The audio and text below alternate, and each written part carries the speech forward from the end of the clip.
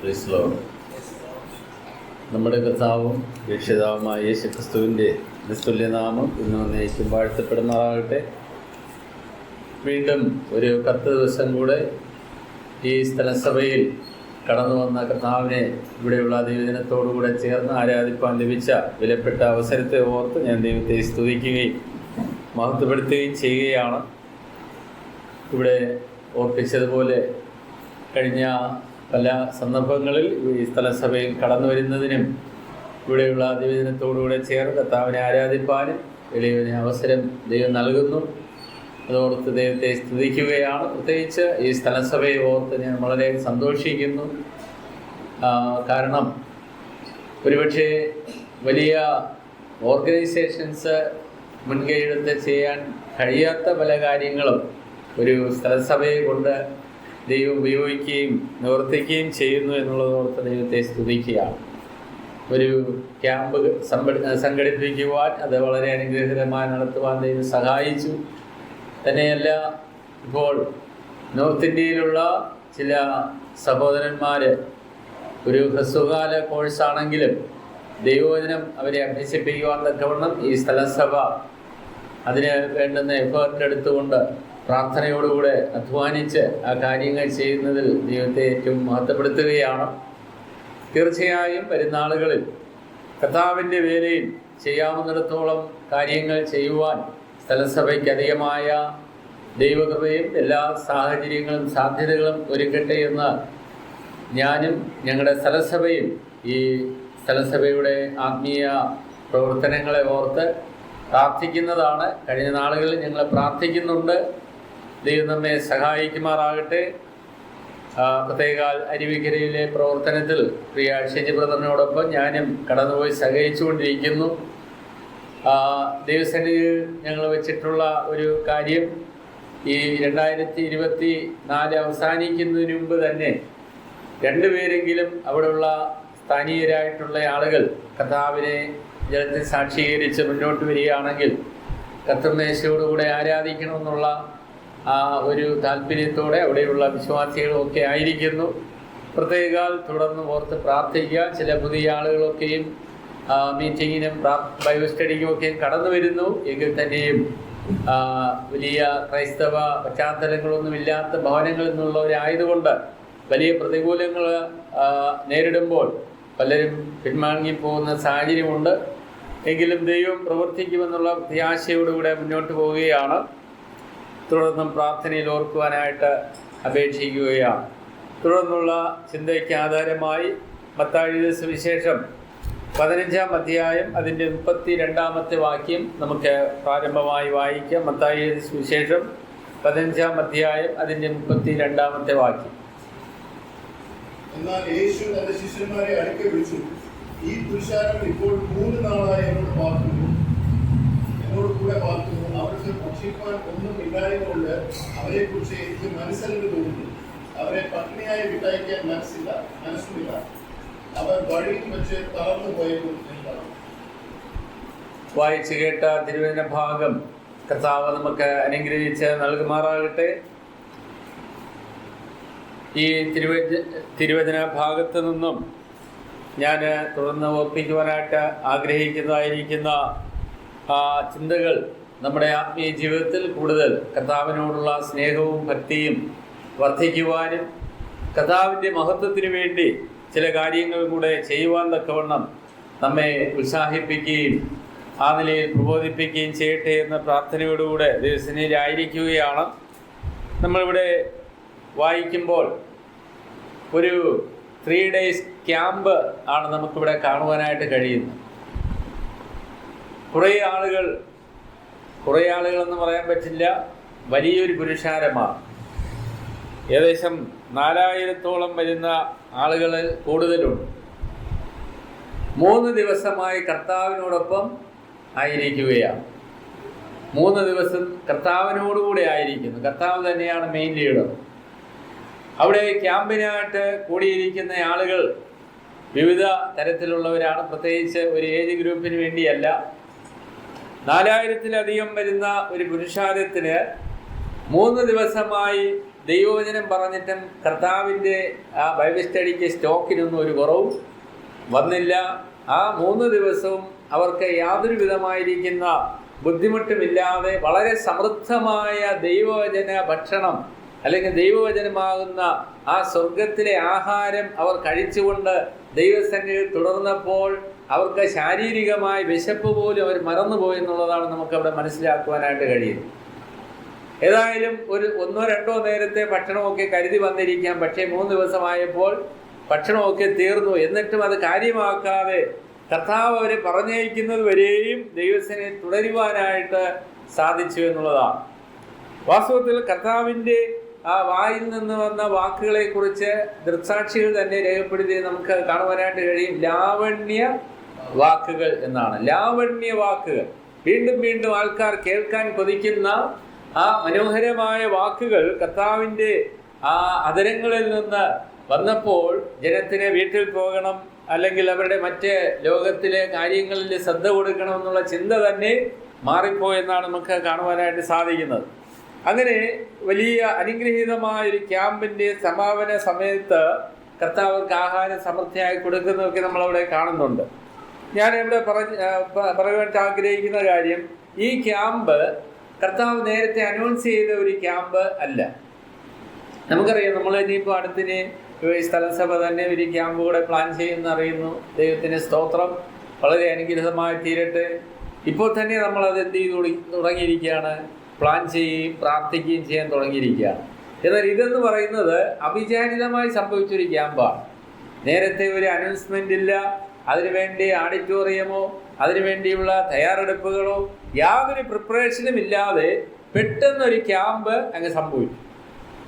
എന്നാൽ അവിടെ ക്യാമ്പ് അംഗങ്ങളായിട്ട് വന്ന ആളുകളെ സംബന്ധിച്ചിടത്തോളം അത് വളരെ ശ്രദ്ധേയമായിട്ടുള്ള ഒരു കാര്യമാണ്. ആരാണ് ഈ ക്യാമ്പിൽ പങ്കെടുക്കുന്ന ആളുകളെന്ന് ശ്രദ്ധിച്ചു കഴിഞ്ഞാൽ 15-ാം അധ്യായം 29 മുതൽ 31 വരെയുള്ള വാക്യം വായിക്കാം.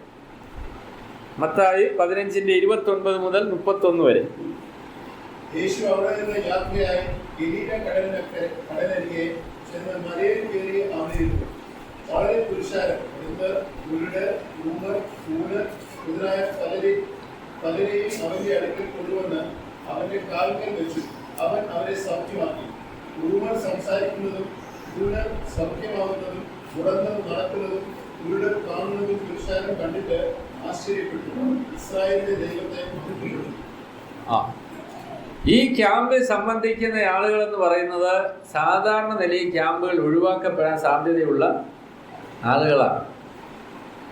ഡിസേബിൾഡ് ആയിട്ടുള്ള എന്ന് പറഞ്ഞാൽ അംഗഭംഗമുള്ള ആളുകളാണ് ഈ ക്യാമ്പിൽ മുഖ്യ അതിഥികൾ എന്ന് പറയുന്നത്.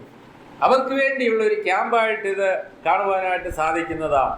അവിടെ മുടന്തർ വന്നിട്ടുണ്ട്, കുരുടർ വന്നിട്ടുണ്ട്, ഊമര് വന്നിട്ടുണ്ട്, പൂനര് വന്നിട്ടുണ്ട്.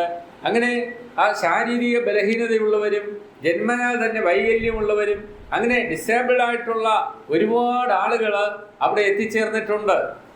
അപ്പോൾ ഇങ്ങനെയുള്ളവർക്ക് വേണ്ടി ഒരു ക്യാമ്പ് നടത്തുക എന്ന് പറഞ്ഞു കഴിഞ്ഞാൽ എത്രമാത്രം പ്രയാസമുള്ളതാണ്, അല്ലെങ്കിൽ അവരെ പരിചരിക്കുക എന്ന് പറയുന്നത് എത്രമാത്രം ബുദ്ധിമുട്ടുള്ള കാര്യമാണ്. അങ്ങനെയുള്ളവർ പൊതുവെ യാത്രയ്ക്ക് തന്നെ തയ്യാറാകാറില്ല. കാരണം മറ്റുള്ളവരോടൊപ്പം എത്താൻ വലിയ ബുദ്ധിമുട്ടാണ്, പല ക്ലേശങ്ങൾ അനുഭവിക്കേണ്ടി വരും. ഒരു പൊതുസ്ഥലത്ത് പോകുമ്പോൾ ഉണ്ടാകുന്ന ബുദ്ധിമുട്ടുകൾ, ഭക്ഷണത്തിൻ്റെതായിരിക്കുന്ന കാര്യങ്ങളോ ഒരുപാട് വിഷയങ്ങളുണ്ട്. അതുകൊണ്ട് സാധാരണ നിലയിൽ അവരാരും എവിടെയും പോകാറില്ലാത്ത കൂട്ടരാണ് ഇവിടെ ഇപ്പോൾ കർത്താവിൻ്റെ അടുക്കൽ കടന്നു വന്നിരിക്കുന്നത്. പ്രിയപ്പെട്ടവരെ, നമ്മൾ പല ഏജ് ഗ്രൂപ്പിലുള്ള ആളുകളെയും അങ്ങനെ ഫോക്കസ് ചെയ്ത് ക്യാമ്പ് നടത്തുന്നെങ്കിലും നമ്മളും ഒരു ക്യാമ്പ് നിശ്ചയിക്കുമ്പോൾ നമ്മൾ ഉദ്ദേശിക്കുന്നത് ഈ രക്ഷിക്കപ്പെട്ടവരെ ഒന്നുകൂടെ രക്ഷിക്കപ്പെടുത്തണം എന്നുള്ളതല്ല, അല്ലേ? ശരിയല്ലേ?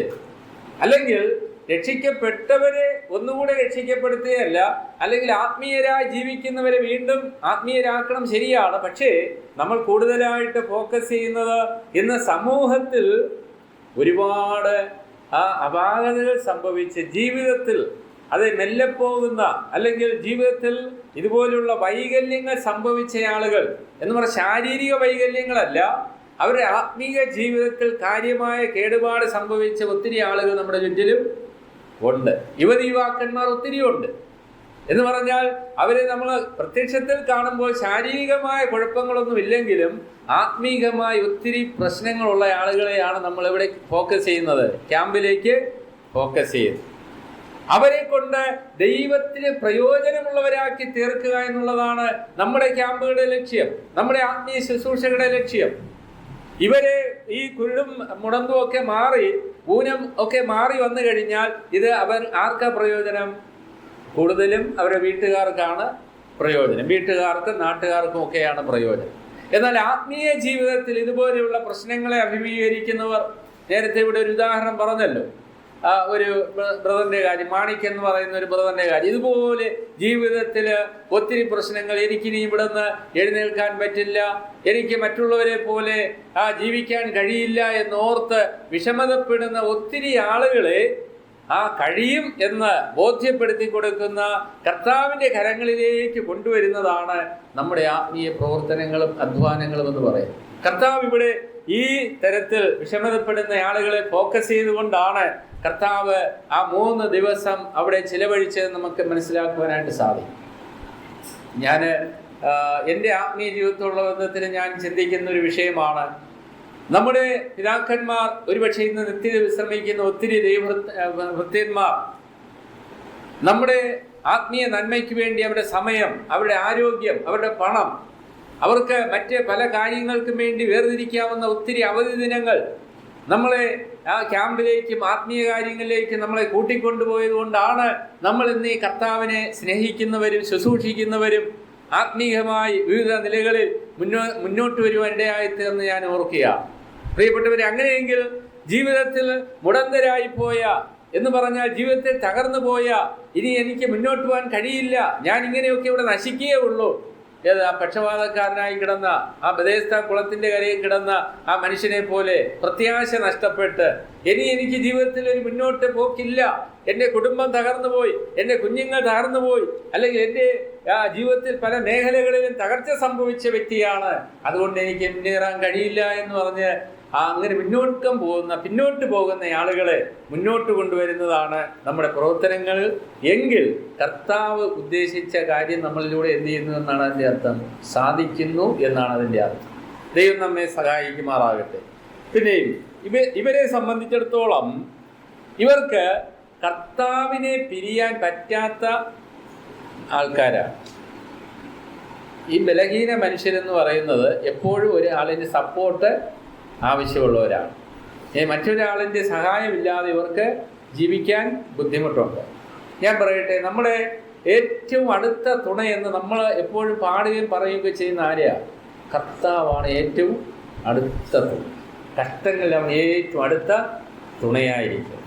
തന്നെയുമല്ല, ഈ മുടന്തരും ഊമരും കൂനരും ഇങ്ങനെ ഈ ശാരീരിക വൈകല്യങ്ങൾ സംഭവിച്ച് സൗഖ്യം പ്രാപിച്ചവരും നമ്മൾ ഏറെക്കുറെ മിക്കവാറും എല്ലാവരുടെയും ജീവിതം നാം കർത്താവ് സൗഖ്യം കൊടുത്തവരെ കാണുന്നത്.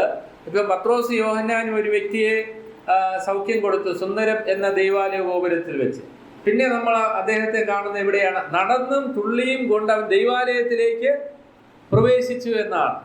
അല്ലെങ്കിൽ ഞാൻ ഇന്നുവരെ കാണാത്ത ഫ്രണ്ട്സിനെ പോയൊന്ന് കാണാം, ഇന്നുവരെ കണ്ടിട്ടില്ലാത്ത പല സ്ഥലങ്ങൾ നമ്മുടെ നാട്ടിൽ തന്നെ ഒരുപാട് ടൂറിസ്റ്റ് പ്ലേസ് ഉണ്ട്, അവിടെ പോകാമെന്ന് ചിന്തിച്ചില്ല. കാരണം അവൻ ഓടി ആ ദൈവദാസന്മാരോടൊപ്പം ദൈവാലയത്തിൽ പ്രവേശിച്ചത് നമ്മൾ കാണാം. ഇനി വേറൊരു കാരണമുണ്ട്, എപ്പോഴും ഇവർ കർത്താവിനെ ആശ്രയിച്ചേ നിൽക്കാൻ പറ്റത്തുള്ളൂ എന്ന് പറഞ്ഞതിൻ്റെ വേറൊരു കാരണമുണ്ട്. കർത്താവ് പക്ഷപാതക്കാരന് സൗഖ്യം കൊടുത്തിട്ട് ഒരു കാര്യം കർത്താവിനോട് ഒരു വാണിംഗ് കൊടുത്തു. എന്താണ്? അധികം തിന്മയായത് ഭവിക്കാതിരിപ്പം മേലാൽ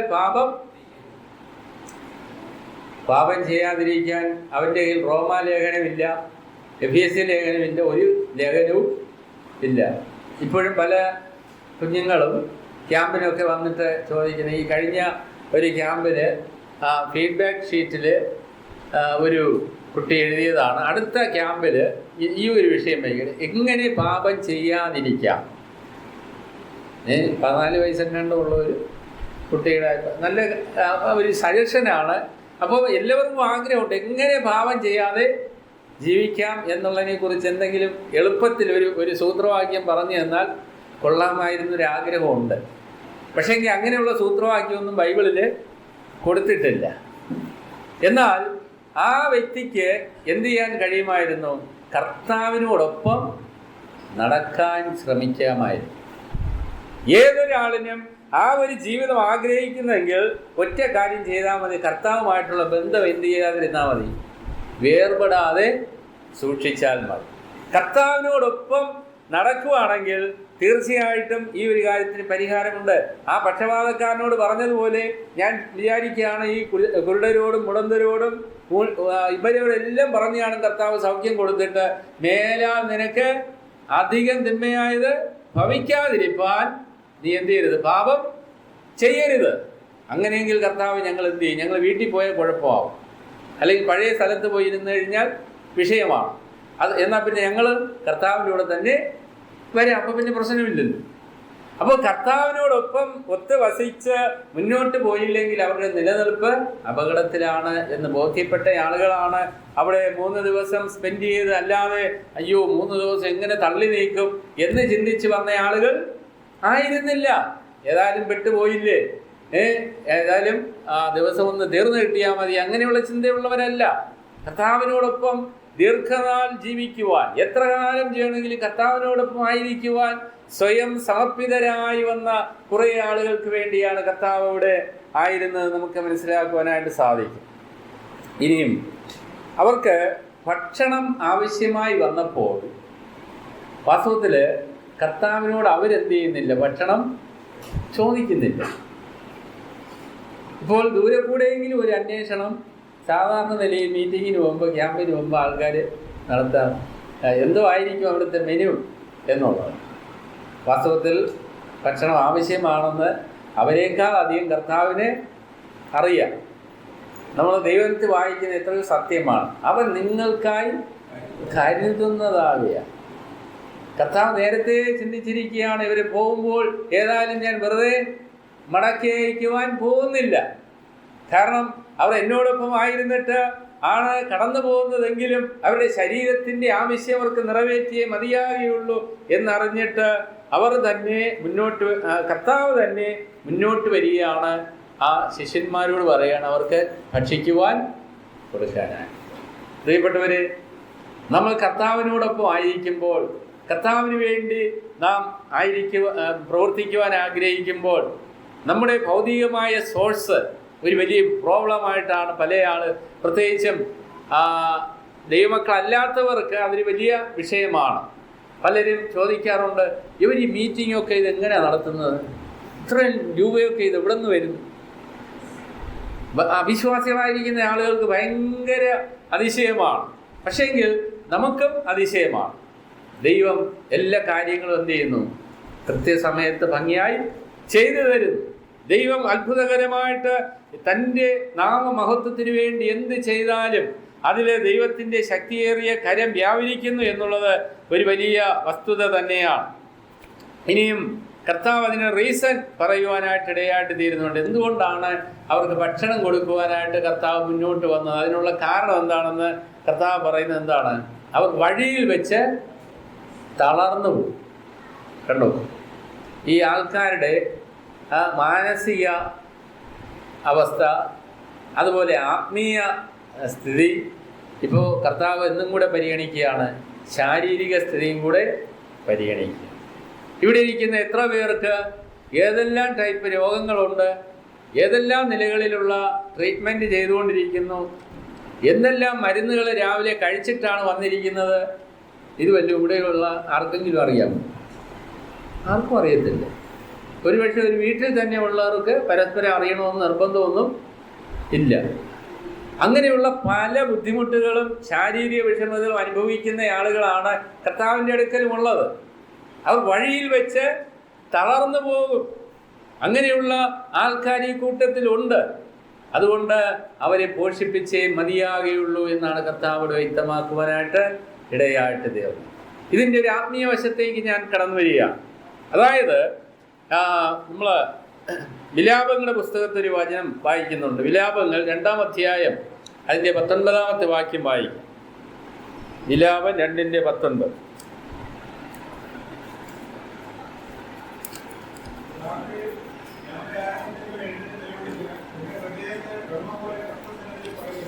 വീടുകളുടെ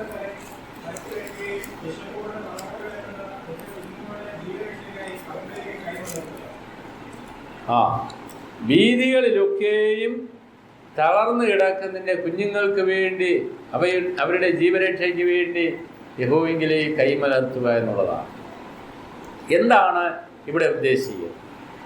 ഇവിടെ ഒരുപക്ഷെ അതിൻ്റെ പശ്ചാത്തലത്തിൽ അവരുടെ ആഹാരം കുറഞ്ഞിട്ടോ അല്ലെങ്കിൽ ക്ഷാമം കൊണ്ടോ ആയിരിക്കാമെന്ന് വിചാരിക്കാം. പക്ഷേ ആത്മീയ വശത്ത് വരുമ്പോൾ നമുക്ക് മനസ്സിലാക്കുവാനായിട്ട് കഴിയുന്ന ഒരു വലിയ വിഷയമാണ് ഇന്നത്തെ യുവതലമുറയുടെ ആത്മീയമായിരിക്കുന്ന നിലവിളിയാണ് നമുക്കിവിടെ കാണുവാനായിട്ട് കഴിയുന്നത്. പൈതങ്ങൾ അപ്പം ചോദിക്കുന്നു, ആരും നുറുക്കി കൊടുക്കുന്നില്ല. അപ്പം കൈവശമുള്ളവർ അത് നുറുക്കി കൊടുക്കാതിരുന്നാൽ എങ്ങനെയാണ് കുഞ്ഞുങ്ങൾക്ക് കഴിക്കുവാനായിട്ട് സാധിക്കുന്നത്? പ്രിയപ്പെട്ടവരെ, ദൈവവചനത്തിൻ്റെ ശുശ്രൂഷക്കാരായി അതിൻ്റെ കാവൽക്കാരായിട്ട് ദൈവം ഏറ്റവും കൂടുതൽ ആളുകളെ തന്നിട്ടുള്ളത് ബ്രദറൻ സമൂഹത്തിനാണ്. അവരെ കൊണ്ട് ദൈവം പല നിലകളിൽ ഉപയോഗിക്കുന്നുണ്ട്. എങ്കിൽ തന്നെ ഇനി എത്രയോ അധികം ഉപയോഗിക്കപ്പെടേണ്ടതായിട്ടുണ്ട്. നമുക്കറിയാം, ഇന്ന് സമൂഹത്തിൽ വർദ്ധിച്ചുകൊണ്ടിരിക്കുന്ന മയക്കുമരുന്നിൻ്റെ ഉപയോഗം, അതുപോലെ തന്നെ മദ്യപാനശീലം, അതുപോലെ ദുർനടപ്പ്, കഴിഞ്ഞ നാളുകളിൽ പാപമാണെന്ന് പറഞ്ഞ് ഈ ലോകത്തുള്ള മനുഷ്യർ തള്ളിക്കളഞ്ഞിരുന്ന കാര്യങ്ങൾക്കൊക്കെ ഇന്ന് സ്വീകരണം ലഭിക്കുന്നതോടുകൂടി അത് ദൈവജനത്തിൻ്റെ മധ്യത്തിലും അതിന് സ്വീകാര്യത കൂടിക്കൊണ്ടുവരുന്ന ഒരു കാലഘട്ടത്തിലാണ് നമ്മൾ ജീവിക്കുന്നത്. അതുകൊണ്ട് എന്താ സംഭവിക്കുന്നത്? ശാരീരികമായിട്ടൊരു പക്ഷേ ആരോഗ്യവും സൗന്ദര്യവും ഒക്കെ ഉണ്ടായിരിക്കും. പക്ഷേ ആത്മീയ ജീവിതത്തിൽ എന്ത് ചെയ്യപ്പെടുകയാണ്? തളർച്ച ബാധിക്കുകയാണ്. ആത്മീയ ജീവിതത്തിൽ തളർച്ച ബാധിക്കുകയാണ്. ആത്മീയ ജീവിതത്തിൻ്റെ വീതിയിൽ തളർന്നു കിടക്കുകയാണ് എന്ന് പറഞ്ഞാൽ പ്രാർത്ഥനാ ജീവിതത്തിൽ എന്ത് സംഭവിച്ചു? തളർച്ച ബാധിച്ചു എന്ന് പറഞ്ഞാൽ നേരത്തെ അരമണിക്കൂർ പ്രാർത്ഥിച്ചുകൊണ്ടിരുന്ന ഇപ്പം 5 മിനിറ്റായി. അതൊരു തളർച്ചയുടെ ലക്ഷണമാണ്. നമുക്കറിയാം, ഒരു ഡോക്ടറുടെ അടുത്ത് നമ്മൾ എന്തെങ്കിലും രോഗമായി ചെല്ലുമ്പോൾ പല ലക്ഷണങ്ങൾ നമ്മോട് ചോദിക്കാറുണ്ട്. ഇപ്പോഴത്തെ വിശപ്പ് എങ്ങനെയുണ്ട്, ഇപ്പോഴത്തെ ദാഹം എങ്ങനെയുണ്ട്, ശരിയല്ലേ? ഇതൊക്കെ ചോദിക്കാറുണ്ട്. ഒരു വ്യക്തിയുടെ ആത്മീയ നിലവാരത്തിൻ്റെ തളർച്ചയും ഉയർച്ചയും കിതപ്പും ഒക്കെ അറിയാനായിട്ട് ഈ വിശപ്പും ദാഹവും എങ്ങനെയുണ്ടെന്ന് ചോദിച്ചാൽ മതി. ദൈവവചനം ഭക്ഷിക്കുവാനും കുടിക്കുവാനുമുള്ള വിശപ്പും ദാഹവും കുറഞ്ഞിട്ടുണ്ടോ? എന്തോ കാര്യമായ അസുഖങ്ങൾ തുടങ്ങിയിട്ടുണ്ട് എന്നുള്ളതാണ്. അതുകൊണ്ട് ആ വിശപ്പും ദാഹവും നോർമലാകുമ്പോൾ മറ്റുള്ള പ്രശ്നങ്ങൾ ശരിയാവും. നോർമൽ ഫുഡ് കഴിക്കുന്ന, നോർമൽ വെള്ളം കുടിക്കുന്ന ഒരാളിന് ശാരീരികമായി മറ്റ് കുഴപ്പങ്ങളൊന്നും അധികം ഇല്ലെന്നാണ് അതിൻ്റെ അർത്ഥം. അപ്പോൾ ആ വിധത്തിൽ ദൈവവചനം ശരിയായി ഭക്ഷിക്കുവാൻ, ശരിയായി അത് കുടിക്കുവാൻ കഴിയുന്ന നിലയിൽ നമ്മുടെ ആത്മീയ മനുഷ്യനെ നമ്മൾ മുന്നോട്ട് കൊണ്ടുപോകുന്നില്ലെങ്കിൽ തളർച്ച ബാധിച്ചിട്ടുണ്ട്. ഇന്ന് നമുക്കറിയാം, കുഞ്ഞുങ്ങളെ വളരെ നമ്മൾ പ്രോത്സാഹിപ്പിക്കേണ്ടിയിരിക്കുന്നു. എന്ത് ചെയ്യാൻ? പ്രാർത്ഥിക്കാനും വേദപുസ്തകം വായിക്കാനും നമ്മൾ മറ്റ് വിഷയങ്ങളൊക്കെ ഒത്തിരി ഉണ്ട്. കുഞ്ഞുങ്ങൾക്ക് വളരെയധികം പഠിക്കാനായിട്ട് ഉണ്ട്.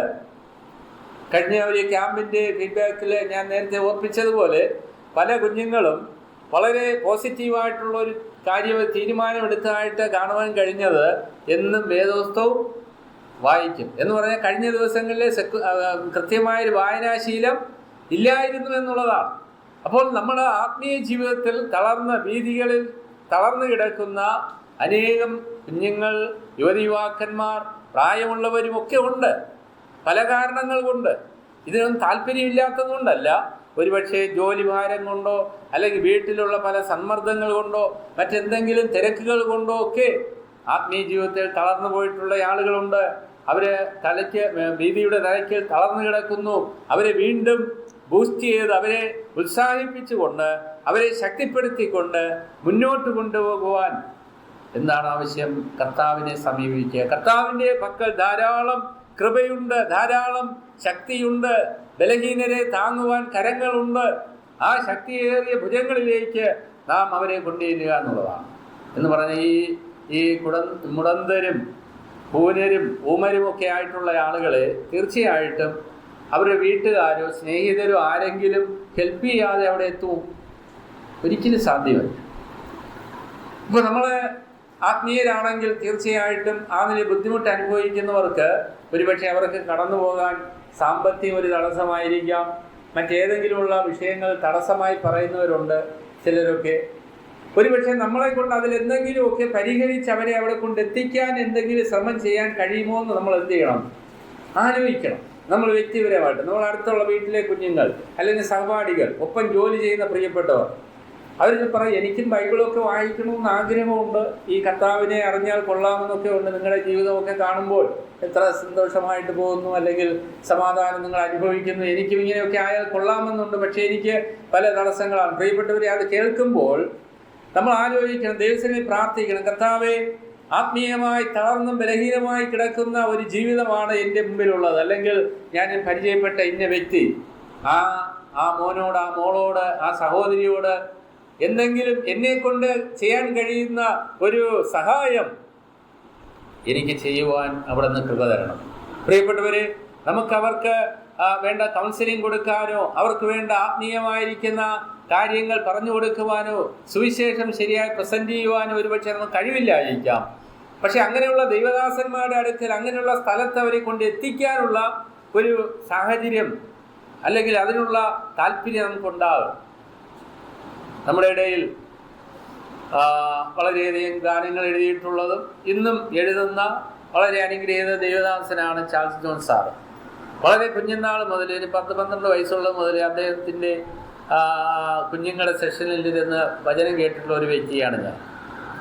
അപ്പോൾ അദ്ദേഹം ഒരിക്കൽ ഒരു ക്യാമ്പസ് സ്ഥലത്ത് കുഞ്ഞുങ്ങൾക്ക് ക്ലാസ് എടുത്ത എനിക്ക് തോന്നുന്നൊരു 15 വയസ്സൊക്കെ ഉള്ള ഒരു സമയത്തായിരിക്കാം. അദ്ദേഹം സുവിശേഷം പറയുന്നതിന് കുഞ്ഞുങ്ങളെ പ്രോത്സാഹിപ്പിക്കുന്ന, നിങ്ങളെ ഭാവിയിൽ കർത്താവ് വേലയ്ക്കായി വിളിച്ചാൽ നിങ്ങൾ യെസ് പറയണം എന്ന് പറഞ്ഞ് അദ്ദേഹം ചലഞ്ച് ചെയ്തപ്പോൾ അദ്ദേഹം പറഞ്ഞ അദ്ദേഹത്തിൻ്റെ അനുഭവമാണ് പറഞ്ഞത്, അദ്ദേഹത്തിൻ്റെ സാക്ഷ്യമാണ് പറഞ്ഞത്. അദ്ദേഹം പറഞ്ഞത്, ഞാൻ സ്കൂളിൽ പോകുമ്പോൾ എൻ്റെ പുസ്തക സഞ്ചിയിൽ, അന്ന് പുസ്തക സഞ്ചിയാണ് ഈ തുണിയിൽ തയ്ച്ച, അണ്ട് ഈ പുതപ്പിൻ്റെ ബെഡ്ഷീറ്റിൻ്റെ തുണി പോലുള്ള ആ തുണിയിൽ തയ്ച്ച സഞ്ചിയുണ്ട്, തോളത്തിങ്ങനെ തൂക്കും. അപ്പോൾ ഇതിൽ കുറച്ച് ട്രാക്റ്റ് ഇതിനകത്തിട്ടുകൊണ്ട് ആ റാന്നിയിൽ അദ്ദേഹം പഠിച്ച സ്കൂളിലേക്ക് പോകുമ്പോൾ ഇതും കൂടെ കൊണ്ടുപോകുന്നതാണ്. അപ്പോൾ അദ്ദേഹത്തിന് വ്യക്തമായി സുവിശേഷം പറയാനായിട്ടുള്ള, അത് പ്രസൻറ്റ് ചെയ്യാനുള്ള ആ ഒരു പാഠമൊന്നും അന്നില്ല. എന്നാൽ ഇത് ഓരോ കൂട്ടുകാർക്കും അത് കൈമാറിയിരുന്നു എന്നാണ്. അതെന്നെ വളരെയധികം ചലഞ്ച് ചെയ്യും. കാരണം നമ്മൾ എത്ര ലജ്ജയോടുകൂടിയാണ് കൂട്ടുകാരുടെ മുമ്പ്, ഞാനൊരു ക്രിസ്ത്യാനിയാണ്, പ്രത്യേകം ബ്രദറുകാരനെന്ന് പറഞ്ഞാൽ കുറേ കൂടെ ഇറക്കി, ഏത് ക്രിസ്ത്യൻ, അതിപ്പോൾ എന്ത് പറയാൻ പല ആളുകളും വിചാരിക്കുന്നു. ബന്ധുക്കോസാണ്, ഇന്ന് ബന്ധുക്കോസാണെങ്കിൽ അങ്ങനെ. വാസ്തവത്തിൽ നമ്മുടെ ആ അനുഭവം മറ്റുള്ളവരെ ചലഞ്ച് ചെയ്യത്തക്കൊണ്ടാകണമെന്നുണ്ടെങ്കിൽ നമ്മൾ ധൈര്യം കാണിക്കും, എങ്കിലേ നമ്മുടെ കുഞ്ഞുങ്ങളോട് പറയുവാൻ സാധിക്കും. വാസ്തവത്തിൽ കൂടെ ജോലി ചെയ്യുന്നവരോടും സുവിശേഷം പറയുന്നവരുണ്ട്, യാത്ര ചെയ്യുന്നവരോട് സുവിശേഷം പറയുന്നവരുണ്ട്, അവരെ മറന്നിട്ടല്ല. എന്നാൽ ഇത് നമ്മുടെ ആ കുഞ്ഞു പ്രായത്തിൽ നമ്മളും ചെയ്യുന്നുണ്ടെങ്കിൽ നമ്മൾ നാളെ അടുത്ത തലമുറയ്ക്ക് ഇത് പറഞ്ഞു കൊടുക്കുവാൻ വലിയൊരു സന്ദേശമായിരിക്കും. ആ നിലയിൽ വീഥികളിൽ തളർന്നു കിടക്കുന്ന ആ യുവതയെ ദൈവകരങ്ങളിലേക്ക് കൊണ്ടുവരാൻ തക്കവണ്ണം, ദൈവസന്നിധിയിലേക്ക് കൊണ്ടുവരാൻ തക്കവണ്ണം നമുക്ക് ഉത്സാഹിക്കാം. അതിനായിട്ട് കഴിയുന്നിടത്തോളം കാര്യങ്ങൾ ചെയ്യുവാൻ തക്കവണ്ണം ദൈവം നമ്മെ സഹായിക്കട്ടെ. എന്താ ഈ വീഥികളിൽ തളർന്ന് വീഴാനുള്ളൊരു കാരണം? മറ്റൊരു കാരണം ഈ ഡ്രഗ്സിൻ്റെയൊക്കെ കാര്യം ഞാൻ പറഞ്ഞു. മറ്റൊന്ന്, വലിയ ലക്ഷ്യങ്ങളുള്ളവരാണ് ഇന്നത്തെ തലമുറ. എന്ന് പറഞ്ഞാൽ ഡോക്ടറാകണം, എഞ്ചിനീയറാകണം, അതുപോലെ സെക്യുലർ ലൈഫിൽ വളരെ ഉന്നതമായ സ്ഥാനത്തെത്തണമെന്ന് മാതാപിതാക്കളെപ്പോലെ വാശിയോടെയുള്ള കുഞ്ഞുങ്ങൾ ഇന്ന് ഉണ്ട്. പക്ഷേ പെട്ടെന്ന് അവരുടെ ജീവിതത്തിൽ അവിചാരിതമായ ചില പ്രശ്നങ്ങൾ കടന്നു വരുമ്പോൾ എന്ത് ചെയ്യപ്പെടുന്നു? ആ ലക്ഷ്യം നേടാൻ പറ്റില്ല എന്നൊരു നിരാശ ജീവിതത്തിൽ കടന്നു വരുവാനായിട്ടിടയായി ചെയ്യും. നമുക്കറിയാം, ഈ ലോങ് ട്രിപ്പ് യാത്ര ചെയ്യുന്നവർക്കറിയാം, ഈ രാത്രിയിൽ വലിയ ട്രാഫിക് കുരുക്കുള്ള സ്ഥലത്ത് ഞങ്ങളങ്ങനെ പെട്ടുപോയിട്ടുണ്ട്. ഈ കോയമ്പത്തൂർ എന്ന സ്ഥലത്ത് ഒത്തിരി ഫ്ലൈ ഓവറുകൾ ഇങ്ങനെ കറങ്ങി ചുറ്റി ഉണ്ട്. അപ്പോൾ നമ്മളിങ്ങനെ വഴി തെറ്റിപ്പോയി കഴിഞ്ഞാൽ ഈ തുടങ്ങിയെടുത്ത് തന്നെ പിന്നെയും വന്ന് നിൽക്കും. നമ്മൾ അടുത്ത ഡിവേർട്ടായി പോകേണ്ട സ്ഥലം കണ്ടുപിടിക്കാൻ വെച്ചാൽ ബുദ്ധിമുട്ടായിരിക്കും. പ്രത്യേകിച്ച് രാത്രി സമയമാണെങ്കിൽ അടുത്തന്നെ ചോദിക്കാൻ ഒരു കടയോ ആളോ ഇല്ലാത്ത സന്ദർഭമായിരിക്കും. GPS നോക്കിയാലും ഇങ്ങനെ കാണിക്കുമെങ്കിലും വീണ്ടും പഴയ സ്ഥലത്തായിരിക്കും. ഇതുപോലെ ചുറ്റി സഞ്ചരിച്ച് ഒടുവിൽ നടന്നു പോകുന്ന ആളാണെങ്കിൽ എന്ത് ചെയ്യും? 2 റൗണ്ട് നടന്നു കഴിയുമ്പോഴത്തേന് ഇന്ധനമൊക്കെ അങ്ങ് തീരും. വണ്ടിയാണെങ്കിലും അങ്ങനെയാണ്. അങ്ങനെ ജീവിതത്തിൽ വലിയ ലക്ഷ്യങ്ങളോടെ ഇറങ്ങി പുറപ്പെട്ടിട്ട് ഇത് എത്തേണ്ട മാർഗം എന്താണെന്ന് അറിയാതെ വിഷമിച്ച് ജീവിതത്തിൽ വിവശരായിത്തീരുന്ന ആളുകളുണ്ട്. അങ്ങനെ ഒത്തിരി പ്രശ്നങ്ങളുള്ള ആളുകളെയാണ് കർത്താവ് മീറ്റ് ചെയ്യുവാനായിട്ടിടയായിട്ട് തീർന്നത്. എന്നാൽ ശിഷ്യന്മാർ ഒരു പ്രതിസന്ധി ഇവിടെ കൊണ്ടുവന്നു. എന്താണ് അത്? സ്വാഭാവികമാണ്. നമ്മളൊരു ആത്മീയമായിരിക്കുന്ന പ്രവർത്തനത്തിന് വേണ്ടി ഇറങ്ങിത്തിരിക്കുമ്പോൾ പല നിലകളിലുള്ള ആലോചനകളും കൂടിയാലോചനകളും ആവശ്യമാണ്, ആവശ്യമില്ലെന്നല്ല. എന്നാൽ മാനുഷിക ചിന്താഗതിയിലൂന്നി ചില ആലോചനകൾ വരുമ്പോൾ നമുക്കും ഒരു മടുപ്പ് തോന്നും. അയ്യോ, ഈ കാര്യം മുന്നോട്ട് കൊണ്ടുപോയാൽ വിജയകരമായി തീരുമോ എന്നുള്ള കാര്യത്തിൽ ഒരു സംശയം തോന്നാനിടയുണ്ട്. ഇവിടെ ശിഷ്യന്മാർ പറയുന്ന ഒരു കാര്യം, ഈ കാട്ടിൽ ഇവർക്ക് തെന്മാൻ പൊടിപ്പിനെന്ന് പറഞ്ഞപ്പോൾ ഈ കാട്ടിൽ ഞങ്ങൾ ഇവിടെ പോയി ഇവർക്കുള്ള ഭക്ഷണം കൊണ്ടുവരും എന്ന് പറഞ്ഞ് ഇതൊരു ടൗൺ ആയിരുന്നെങ്കിൽ നമുക്ക് എന്തെങ്കിലും ചെയ്യാം എന്ന് പറഞ്ഞാൽ നല്ലൊരു ഷോപ്പിംഗ് മാളോ അല്ലെങ്കിൽ അതുപോലെ എന്തെങ്കിലും സംവിധാനമോ ഉണ്ടായിരുന്നെങ്കിൽ നമുക്ക് ഭക്ഷണം ഉടനെ റെഡിയാക്കാം എന്ന് പറയുന്ന പോലെ തോന്നിപ്പോകും. എങ്കിലും ഇവിടെ ഒന്നും നടക്കാൻ പോകുന്നില്ല. പക്ഷെ ഇവർ പെട്ടെന്നൊരു എന്താണ് എക്സ്ക്യൂസ് അവിടെ പറയുകയാണ്, ഈ കാട്ടിൽ എവിടെ നിന്നാണ് ആഹാരം കിട്ടുന്നത്. വാസ്തവത്തിൽ പല ആത്മീയ പ്രവർത്തനം ഇതുപോലെ ഉള്ള കാര്യങ്ങൾ മുന്നോട്ട് വരാൻ സാധ്യത. അത് പറഞ്ഞത് തെറ്റല്ല. കാരണം അവർ എല്ലാ വിധത്തിലും ആലോചിച്ച് ചിന്തിച്ച് പറഞ്ഞ ഒരു കാര്യം തന്നെയാണ്. പറഞ്ഞ കാര്യം ഒരു വെറും വാക്കല്ല. പക്ഷേങ്കിൽ അവരോട് കൂടെ ഉള്ളത് ആരാണെന്ന് പലപ്പോഴും ശിഷ്യന്മാർക്ക് എന്ത് ചെയ്യത്തില്ലായിരുന്നു, അറിയത്തില്ലായിരുന്നു. ഒരു വലിയ പ്രോബ്ലമായിരുന്നു. കർത്താവേ, ഞങ്ങൾ നശിച്ചു പോകുന്നതിൽ നിനക്ക് വിചാരമില്ലയോ എന്ന് നിലവിളിച്ച് കരയാൻ കാരണം എന്താ? അവരോട് കൂടെ ഉള്ളവൻ ആരെന്ന് കൃത്യമായി അവർക്ക് മനസ്സിലാക്കുവാൻ കഴിഞ്ഞില്ലായിരുന്നു എന്നുള്ളതാണ്. ഞാൻ പലപ്പോഴും ചിന്തിക്കാറുണ്ട്, നമ്മൾ ഈ ആരാധനയ്ക്ക് വന്നിരിക്കുമ്പോൾ നമ്മുടെ ചിന്തകളൊക്കെ അങ്ങോട്ടും ഇങ്ങോട്ടും പല വിധത്തിൽ മാറിപ്പോകാൻ സാധ്യതയുണ്ട്. മനുഷ്യരെന്നുള്ളത് അത് സ്വാഭാവികമാണ്.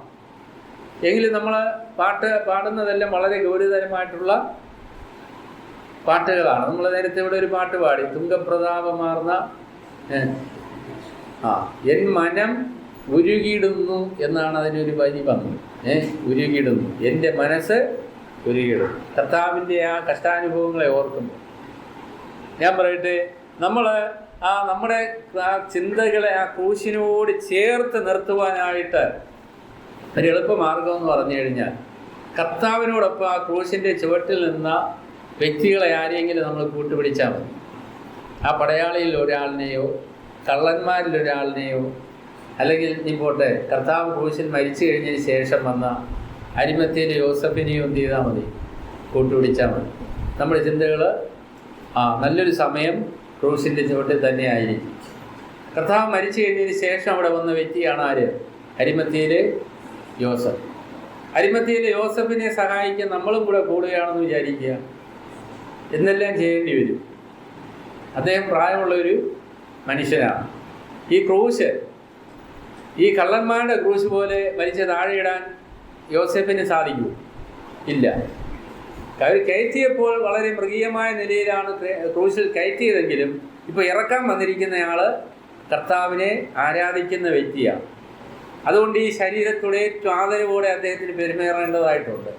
അദ്ദേഹം ഇറക്കുമ്പോൾ ഞാൻ വിചാരിക്കുന്നത് ഒരനക്കമോ ഒരു കുലുക്കമോ ആ ബോഡിക്ക് ഇനിയും യാതൊരു ക്ഷതവും ഉണ്ടാകാൻ പാടില്ല, നിർബന്ധത്തോടെ ആയിരിക്കണം അദ്ദേഹം എന്ത് ചെയ്തത് അവിടെ നിന്ന് ഇറക്കുക.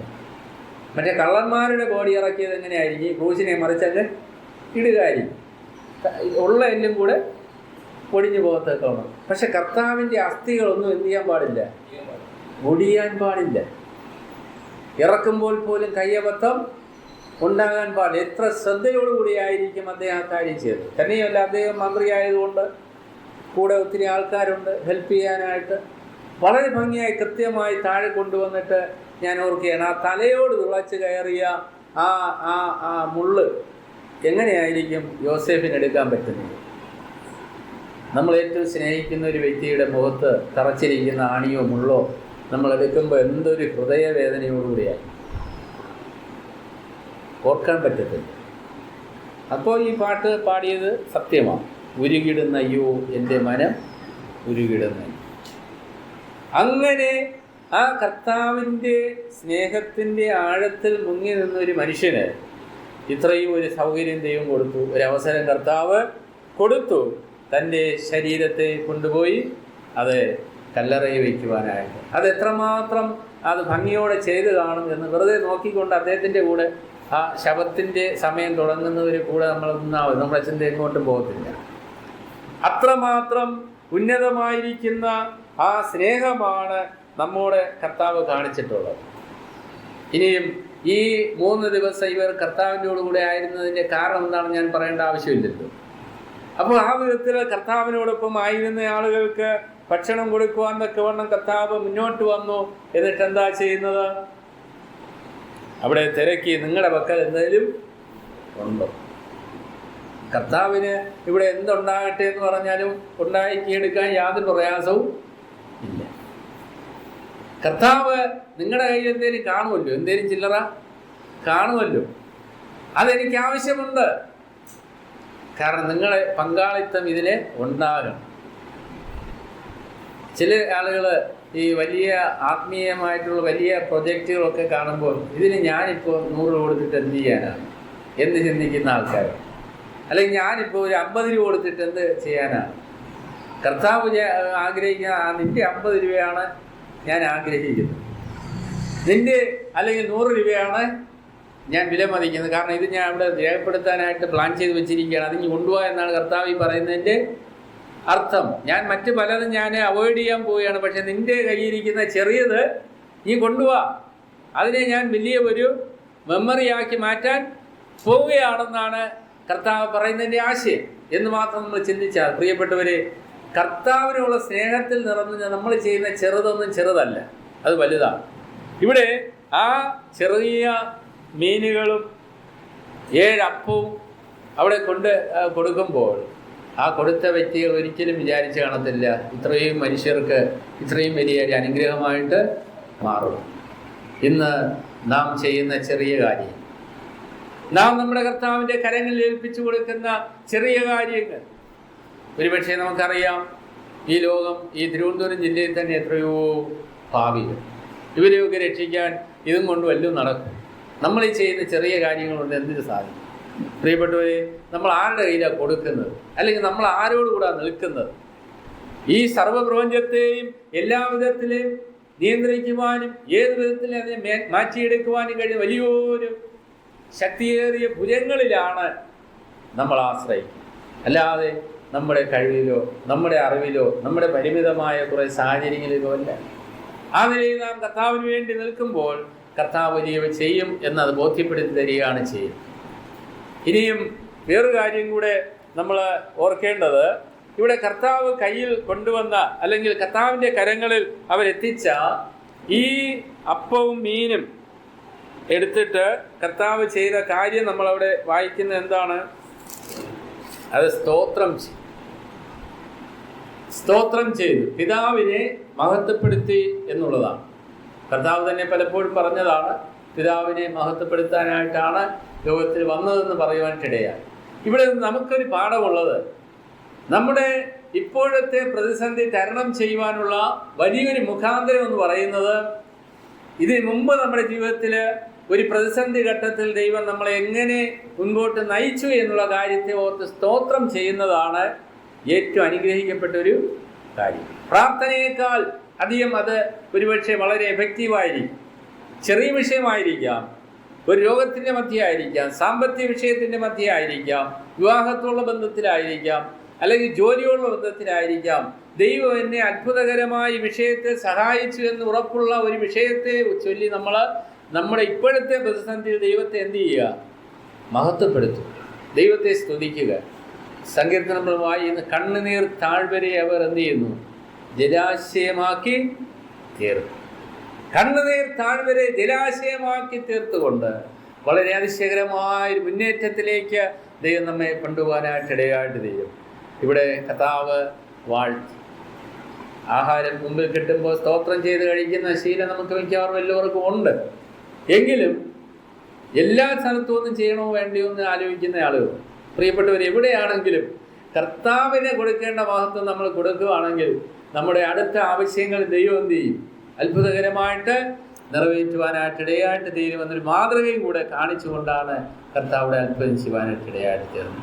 വരും ദിവസങ്ങളിൽ നാം ഇവിടെ ആയിരിക്കുന്ന ഒരു പ്രതികൂല സാഹചര്യത്തിൻ്റെ ആ ചുറ്റുപാടുകളെ നോക്കി നമ്മോടുകൂടെ ആയിരിക്കുന്ന കർത്താവിൻ്റെ ആ മഹത്വത്തിന് വേണ്ടി ചെയ്യാവുന്ന കാര്യങ്ങളെ അവഗണിക്കാതെ, എൻ്റെ കർത്താവ് എന്നോടൊപ്പം ഉണ്ട്, ഞാൻ അവനോടൊപ്പമാണ്, ഞാൻ എത്ര ദിവസം ഏത് പ്രതിസന്ധിയിൽ അകപ്പെട്ടെന്ന് വന്നാലും 3-ാം ദിവസത്തോ 4-ാം ദിവസത്തോ ഏത് സമയത്തും എനിക്ക് വേണ്ടി പ്രവർത്തിക്കുവാൻ മതിയായ കർത്താവാണെന്ന് കുറച്ച് വിശ്വസിക്കുവാൻ, ധൈര്യപ്പെടുവാനും, വീഥികളിൽ തളർന്നു കിടക്കുന്നവർക്ക് വേണ്ടി ആ കൈമലർത്തുവാൻ, അതുപോലെ ഊമരും